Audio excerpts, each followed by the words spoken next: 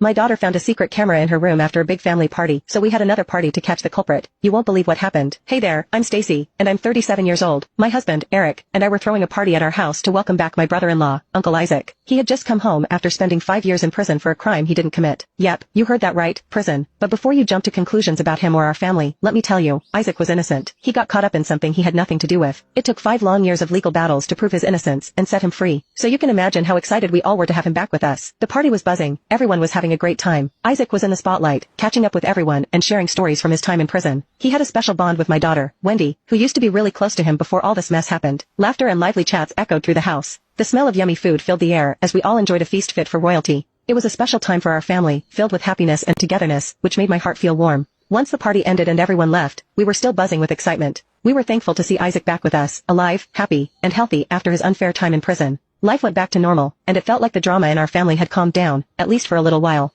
But sadly, that happy feeling didn't last long. A couple of days after the party, I was sitting in the living room, lost in a book, when Wendy burst in, looking scared and angry. I quickly put my book down and went to her side, worried about what had happened. Wendy, what's the matter? You look really scared. Tell me what's going on, I said, my voice filled with worry. Tears were rolling down Wendy's cheeks as she struggled to catch her breath. Mom, I found something, a camera hidden in one of my plants, Wendy said, her voice trembling. My heart raced, and I felt a surge of fear. A hidden camera in my daughter's room, it made my blood boil. But I had to stay calm for Wendy. We hurried to her room, my mind racing with questions, and there it was, tucked away among the leaves of her favorite plant. A tiny camera invading her privacy. How long had it been there? I felt a mix of disgust, fear, and anger rising inside me. I wasted no time and called Eric right away, my voice shaky with a mix of feelings as I shared the shocking news. Eric, you won't believe what I just found out. There's a hidden camera in Wendy's room. We need to act fast. Eric sounded both concerned and furious. I'm coming over, Stacy. We're not going to let this slide. Our daughter deserves her privacy, and whoever did this will pay for it. While we waited for Eric, Wendy clung to me, her tears soaking my shirt. She blamed herself for not noticing the camera sooner, but I assured her it wasn't her fault.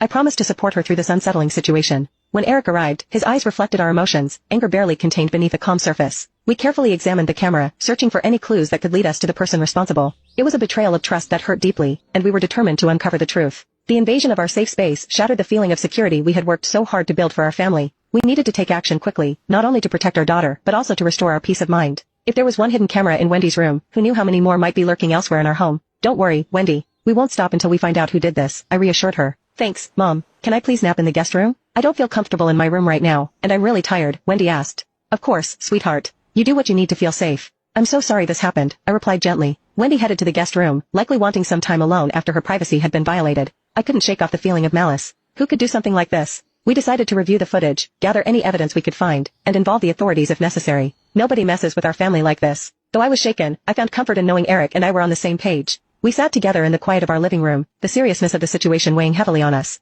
Our minds raced, trying to figure out who could have planted the camera in Wendy's room. As we talked it through, one name kept coming up, Isaac. I broached the subject carefully, trying to keep my voice steady. The timing is hard to ignore. The camera was likely planted during the family gathering, and who had the opportunity? Stacy, you can't seriously think Isaac would do something like this. Yes, he's had his problems, but he's not a creep. He's my brother, for crying out loud, Eric protested. I understood Eric's reaction completely. Family bonds are strong, and suspecting a relative of such a violation feels almost unthinkable. But I couldn't ignore the clues that seemed to point toward Isaac's involvement during the family gathering. Gathering my thoughts, I spoke softly but firmly. Eric, I know it's tough to consider, but we have to face reality. Isaac spent a lot of time with Wendy at the gathering, which suggests he may have had some interest in her. Plus, he just got out of prison. People change, and their experiences can influence their actions. Our priority is to protect our daughter, even if it means questioning those closest to us. Eric looked weighed down by the situation, torn between loyalty and the evidence. Eventually, he nodded slowly, his voice filled with a mix of resignation and discomfort. Now you can watch the second part by pressing share and more. I don't want to believe it, Stacy, but you're right. The timing and circumstances are hard to ignore. We have to find out the truth, for Wendy's sake. The idea of confronting Isaac about the betrayal weighed heavily on our minds. We knew it was necessary. The safety of our home and our daughter depended on it. As we braced ourselves for the tough conversation ahead, we promised to approach it with care and empathy. Finding the truth was crucial, not just for our own peace, but to protect Wendy from any further harm. Days passed, and Eric struggled with conflicting feelings, loyalty to his brother versus the nagging suspicion in the back of his mind. The tension strained our relationship with Isaac and cast a shadow over our family. As we grappled with uncertainty,